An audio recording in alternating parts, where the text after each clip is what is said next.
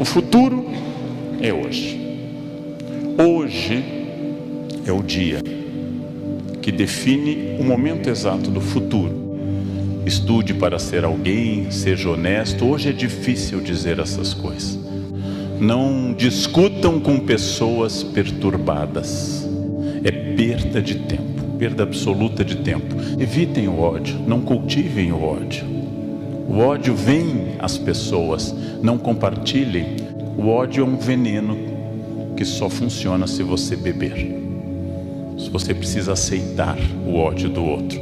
Afastem-se disso, porque tem tanta gente interessante, tem tanta gente desafiadora, que as nossas dúvidas têm que ser de várias ordens. Nossas dúvidas são lícitas, são boas, mas nossas dúvidas não podem ser longe da ética, não podem ser longe de princípios. É muito importante que num ambiente, por mais que tenha gente brigando, destruindo e gritando, que eu redobre a minha capacidade de ser pacífico. Se move, tudo se transforma, todas as coisas se transformam. Ou seja, essa é uma mudança enorme. Se mudam-se os tempos, mudam-se as vontades. Mas hoje essa mudança não é mais de uma geração para outra. Não é mais de uma geração para outra, ela é uma mudança imediata. Hoje o que manda no mundo é a inteligência e não a força física. E apesar do capital ser fundamental, o capital hoje deriva da inteligência e não da produção. A memória é uma coisa importante, porém, o que hoje determina não é a memória, a primeira instância da inteligência, mas o que eu crio a partir da memória, que é a inteligência. Mas hoje a inteligência nos libertou da memória, e isso é fundamental para aquilo que você pode fazer como iniciativa e criatividade. E isso é uma coisa interessante, porque a tradição vem ao lado de um mecanismo fundamental, que foi colocado na espécie humana como uma forma de sobrevivência, que é o medo. O medo é prudente. O medo pode ser uma virtude que impede temeridade, já que o equilíbrio é uma virtude aristotélica. Porém, quando o medo nos domina, ele se chama covardia. Nós somos livres. O livre-arbítrio é uma profunda característica da humanidade. Ou seja, eu sou livre inclusive para me destruir. Infelizmente, tudo aquilo que seja um vício reduz minha liberdade. Cada pessoa aqui faça algo diferente. Como eu consigo isso? De que forma eu consigo isso? A vida tomada de hábitos, a vida tomada de repetições sistemáticas, é uma vida profundamente econômica de energia. Porque nós gostamos daquilo que nos remete à zona de segurança. Nós gostamos daquilo que nos remete ao que o neurônio já fez. É profundamente confortante para o corpo o hábito. Produz sobre o corpo e sobre o cérebro um efeito bastante profundo de método, de ordem. E o neurônio gosta disso. E nós nos inserimos nessa ordem. Ora, essa ordem não é boa nem ruim, apenas ela é uma ordem. E ela é absolutamente biológica e produz a zona de conforto. Por um lado, a zona de conforto me acalma. Por outro lado, a zona de conforto não exige de mim o melhor que eu possa dar. Por um lado, a repetição sistemática me tranquiliza, mas com ela eu não produzo mais do que eu possa produzir. Apenas a crise, a inconstância, apenas o problema é que faz com que eu acabe produzindo mais. Exatamente a crise, é a crise que revela as pessoas. A crise que transforma as pessoas, a crise que me tira da zona de conforto, é a crise que faz com que eu saia de uma região repetitiva. Então fica essa questão do ousar e do repetir. É claro que a perspectiva, o afastamento para eu ter uma distância em relação às coisas, ela é fundamental.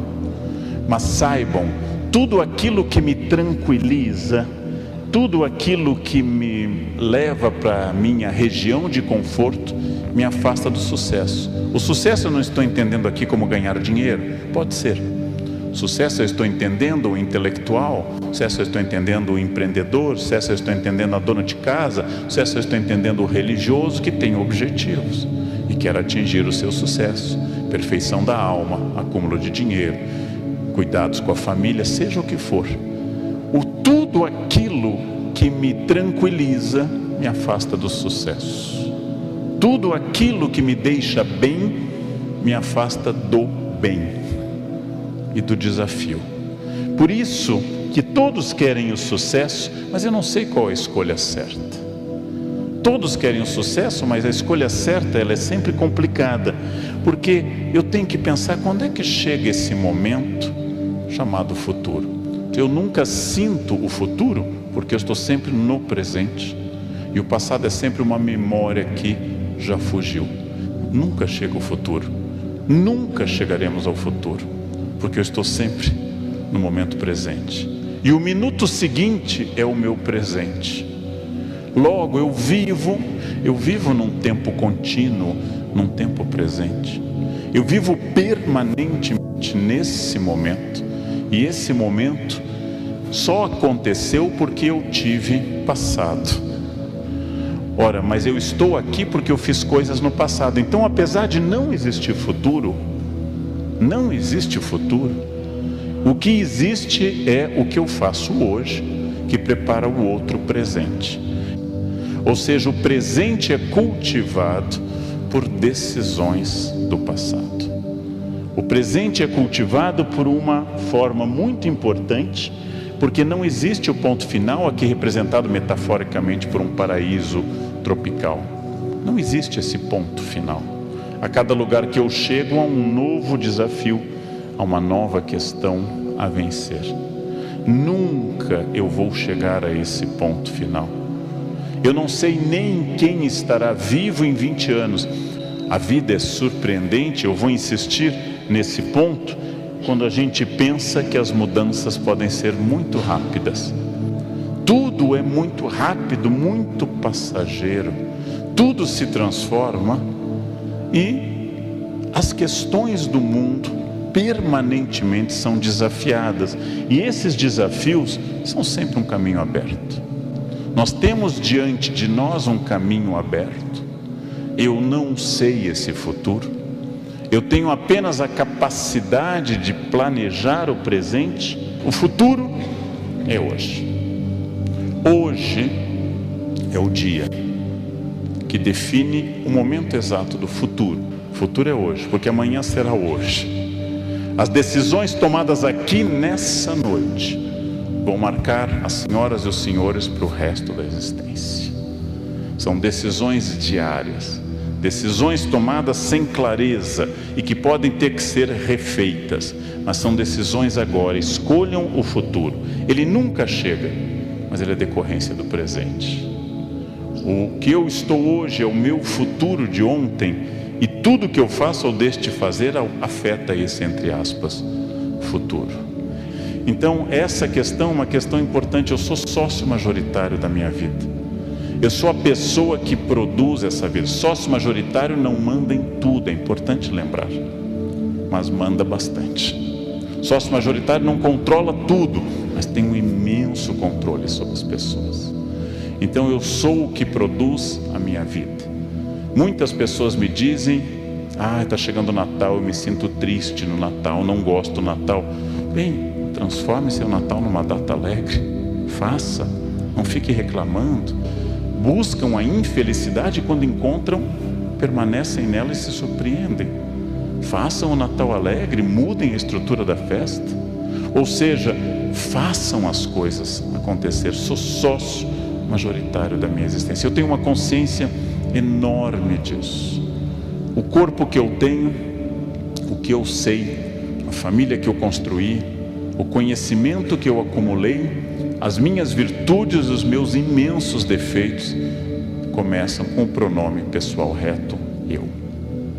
Não começam, vou usar um eu de português, com nós, mas só para ficar claro, está errado, viu? Não começam com nós, não começam conosco, começam com o pronome eu.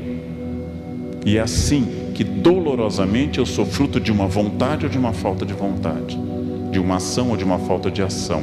Eu poderia fazer mais ou menos, mas sempre de acordo com essa propriedade de ser sócio majoritário da minha existência. Isso é uma questão extraordinária para a gente passar adiante. Sejam autônomos, tornem-se adultos. Não confundam liberdade com voluntarismo, fazer o que quer. Liberdade é o fazer o que é preciso. Só o ser humano é livre, porque só o ser humano faz o que é preciso. Não é uma liberdade hedonista da busca do prazer, não é a liberdade de fazer o que eu quero, mas o que eu preciso. Eu sou humano porque faço o que eu preciso. Ou seja, eu sou humano porque eu faço o que é necessário e não só aquilo que eu quero. E vou começando a sofrer dessa verdadeira, ou ter o privilégio dessa verdadeira liberdade estratégica. Eu sou sócio majoritário da minha vida. Sigam a norma socrática, conheçam a vocês mesmos. É uma transformação de vida. Conhecer a si muda tudo na sua existência. Façam frequentes exames de consciência do seu dia. Não precisa ter nenhum projeto religioso para isso. Pode ser psicanalítico ou religioso, como preferir. Como eu me comportei hoje, a quem eu ajudei, a quem eu incomodei, com quem eu fui grosseiro, com quem eu fui bom, como eu posso melhorar amanhã. Ou seja, trabalhem sobre si, trabalhem a sua possibilidade, sejam sócios da sua existência. Isso se chama autonomia, isso se chama protagonismo, isso determina a estratégia. Pergunta básica: onde vocês querem estar o ano que vem, em novembro de 2018? E onde vocês querem estar em novembro de 2027, daqui a 10 anos? Onde eu quero estar? Com quem? Se vocês tiverem clareza do ponto final, terão clareza da estratégia. Se tiverem clareza da estratégia, correm o risco de chegar lá. Correm o risco, não a certeza, não a certeza, mas a chance matemática de chegar lá. E nisso, o resultado de tudo isso é chamado de plenitude. Para uns, para outros, simplesmente uma palavra tradicional de raiz indo-ariana: felicidade. Felicidade é estar onde eu tenho que estar, fazer aquilo que eu preciso, colher os frutos disso, reconhecer-me como errado e continuar trabalhando nisso. Vale muito a pena, porque isso torna a vida interessante e não uma folha levada ao vento, sem vontade, uma folha sem forma, uma vida guiada por um protagonista, compartilhando a vida com outros protagonistas. E é isso que a gente chama propriamente de felicidade.